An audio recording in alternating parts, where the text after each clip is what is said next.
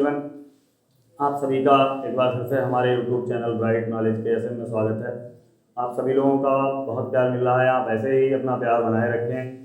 मैं आपको अपना बेहतर से बेहतर देने की कोशिश करता रहूँगा और आपसे भी उम्मीद करूँगा कि आप भी बेहतर से बेहतर ग्रहण करने की कोशिश करते रहें। और ये जब भी हो सकता है जब आप वीडियो शुरू से और अंत तक देखेंगे। अगर वीडियो आप थोड़ी देख के और हटा देते हैं तो मैं जो कोशिश कर रहा हूँ वो शायद कोशिश सफल नहीं हो सकती है। तो उम्मीद करता हूँ कि आप वीडियो पूरी देखेंगे। अभी जो हमारा टॉपिक कल समाप्त हुआ था सेंटेंस का, अर्थात आपको पहले बताए थे कि सेंटेंस कितने प्रकार के होते हैं और उसके बाद में फिर उनकी व्याख्या की थी। उसी टॉपिक को आगे बढ़ाते हुए अगले वीडियो में आपको टेंस के बारे में बताएंगे और उनको बनाना सिखाएंगे। हमने सोच रखा है कि शनिवार से हर शनिवार को आपसे बात किया करेंगे गुरु और शिष्य के बीच में संबंध, जो हमारा विषय है उसमें बात किया करेंगे हर शनिवार को।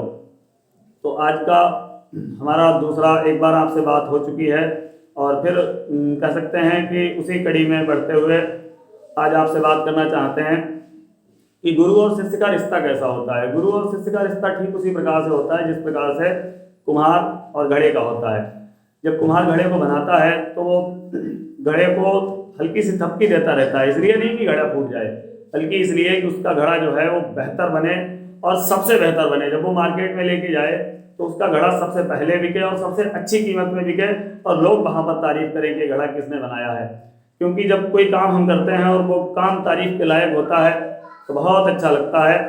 ठीक उसी प्रकार से अध्यापक होता है। अध्यापक जो है वो बच्चे को पढ़ाता है तो जब दिखता है कि बच्चा कुछ कर सकता है तो वो उसमें अपने आप को देखना शुरू कर देता है और फिर वो सोचता है जो हम नहीं कर पाए वो आगे चल के बच्चा करेगा और वो उस पर फोकस करना शुरू कर देता है। लेकिन ये जब भी संभव होता है जब बच्चा भी उसके बताए हुए रास्ते पर चलना शुरू कर देता है।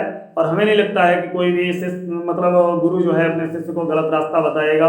एक अच्छा गुरु कभी बच्चे को गलत शिक्षा दे ही नहीं सकता है, वो भी सोचता है। और जब आप पढ़ लिख करके किसी अच्छे पद पर पहुंचते हैं तो जब आपके बारे में बात होती है तो हमारे हिसाब से कोई शिष्य भी नहीं भूलता है, क्योंकि उसे ऐसा लगता है कि हाँ उन गुरु जी की ही देन थी और इसीलिए हम आज यहाँ पर खड़े हुए हैं। गुरु भी बच्चे को जब देखता है तो बड़ा प्रसन्न होता है कि हाँ जो हमने नींव रखी थी आज वो नींव जो है अर्थात एक अच्छी बिल्डिंग में तब्दील हो चुकी है।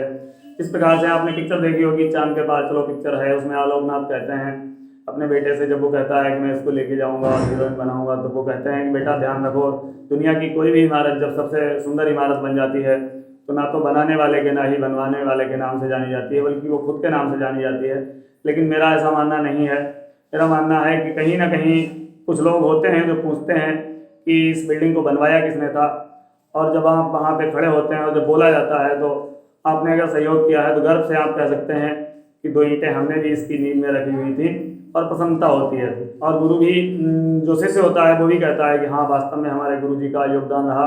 जिस प्रकार से अगर मुझसे पूछा जाए तो मैं बिल्कुल कहूँगा हमारे गुरु जी जो हैं पूजनीय श्री रामपाल सिंह जी, उन्हीं का योगदान है जो उन्होंने आज हमें यहाँ पे खड़े होने के लायक बनाया। वरना शायद सभी बच्चे पढ़ते हैं तो गुरु जी का स्पेशल कुछ ना कुछ योगदान रहा, गुरु जी की स्पेशल नज़र रही, गुरु जी का स्पेशल फोकस रहा। ऐसा नहीं है फोकस जो अध्यापक पढ़ाता है उसका सब पर होता है, लेकिन कुछ बच्चे ऐसे होते हैं जो दिल के करीब आना शुरू हो जाते हैं तो उन पर फोकस होता ही होता है। और गुरु जो है हमेशा यही चाहता है, हर बच्चे के लिए यही चाहता है कि उनका बच्चा जो है वो आगे बढ़े और आगे बढ़ के तरक्की करे। और ये जब ही संभव हो सकता है जब बच्चा जो है वो गुरु की बात को मानता है। और गुरु जो है वो शायद गलत रास्ता कभी बताएगा भी नहीं।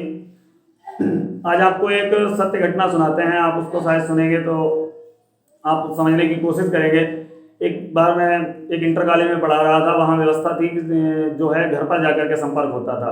मैं एक बच्चे के घर पर गया, बच्चा थोड़ा पढ़ने में हल्का था, तो वहाँ पे बोला गया कि हमने कहा अब चलते हैं दूसरी जगह देखते हैं। तो माता जी बोली नहीं चाय पी के ही जाना है।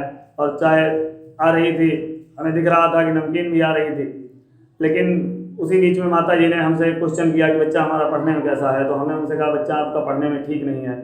तो चाय तो आ ही चुकी थी, चाय हम ले भी चुके थे, लेकिन नमकीन बिस्किट रखे हुए तो थे लेकिन खिला कोई नहीं रहा था, अपने आप खा भी नहीं सकते थे। अब हम बैठे बैठे वहाँ पे सोच रहे थे कि आखिर गलती क्या हुई हमसे। अभी बड़े प्रेम से आओ भगत चल रही थी, स्वागत चल रहा था, एक साथ में ऐसा क्या हो गया जो बदल गया।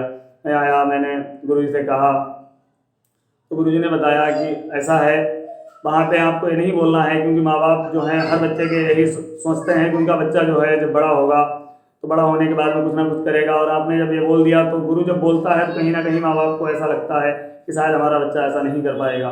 फिर महीने 2 महीने के बाद में हम वहाँ पे गए और हमने कहा, उन्होंने फिर वही क्वेश्चन किया, फिर हमने जवाब दिया। झूठ मैं उस दिन भी नहीं बोला, कोशिश यही करता हूँ कि माँ बाप और बच्चों के बीच में मैं झूठ ना बोलूँ। उस दिन भी मैंने यही बोला कि बच्चा आपका पढ़ने में बिल्कुल ठीक हो जाएगा अगर वो मेहनत करेगा तो उन्होंने कहा कि है कैसा, तो हमने कहा मेहनत कर रहा है, और मेहनत कर रहा है तो बिल्कुल अच्छा हो जाएगा। तो उन्होंने कहा अच्छा हो जाएगा। हमने कहा हाँ बिल्कुल अच्छा हो जाएगा, जब मेहनत करेगा तो मेहनत करने वाले को कोई रोक ही नहीं सकता, और मेहनत करने वाले की कभी हार भी नहीं होती। तो उस दिन आपको सच बताएं, चाय की तो बात छोड़ो, उस दिन खाना भी खा के आए। तो उम्मीद करता हूँ कि आप लोग शायद इस कहानी से सीख लेंगे, क्योंकि आपके माँ बाप भी जो आपकी फीस देते हैं, आप बड़े हो गए या छोटे हैं, तो आपको शायद कोशिश करनी चाहिए कि जो माँ बाप आपकी फीस दे रहे हैं, कैसे आती है कैसे नहीं आती है, वो फीस को ज़ाया नहीं करना है। वो जिस मेहनत से पैसा पैदा करके आप पे लगा रहे हैं, वो मेहनत आपको अदा करके दिखानी है, जिससे कि कल को आपकी उम्मीद करता हूँ शायद आपको कहानी पसंद आई होगी। और ये कहानी नहीं है, ये बिल्कुल सत्य घटना है, मैं खुद इसका चश्मदीद गवाह हूँ। उम्मीद करता हूँ कि आप बिल्कुल कहानी से सीख लेंगे और आगे बढ़ने की कोशिश करेंगे और माँ बाप की उम्मीद पे खरा उतरेंगे। अगर आपको हमारा चैनल बढ़िया लग रहा है तो आपसे उम्मीद करता हूँ कि आप हमारे चैनल को सपोर्ट करेंगे, सब्सक्राइब करेंगे, लाइक करेंगे और शेयर करेंगे। धन्यवाद।